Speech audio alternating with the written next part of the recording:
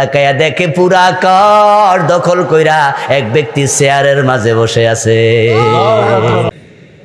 কিছুদিন যাওয়ার পর আল্লাহর হাবিব আবার গারে হেরায় গেলেন। গারে হেরা থেকে নামলেন, এর মাঝে হঠাৎ করে কানে আওয়াজ, ইয়া মুহাম্মদ। আল্লাহর হাবিব পিছনে তাকালেন, সামনে তো দেখিনি, সামনে কেউ নাই।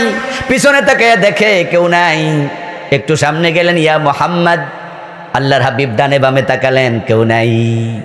কেডারে ডাকে, কেডারে ডাকে, কানে আওয়াজ আসছে, মানুষ তো নাই। কিছুক্ষণ পর আর একটু যাওয়ার পরে উপত্যকার মাঝে আবার আওয়াজ, ইয়া মুহাম্মাদু, ও মুহাম্মদ নবী।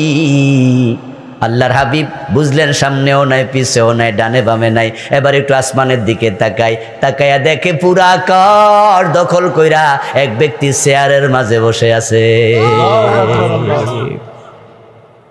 ফাখররা মাখশিয়া,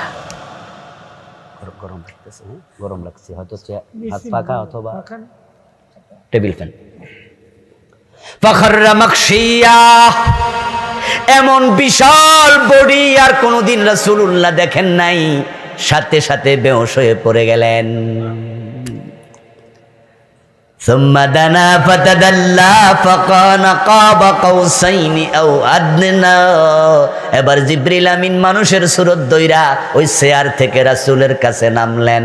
রাসূল শুয়ে আছে, শোয়া থেকে বেহুশ হয়ে পড়ে গেছে, ধরে তুলে বসাইছে, গায়ের ধুলা বালিগুলো নিজ হাতে মুছে দিছে। সুবহানাল্লাহ বলেন ভাইয়ারা।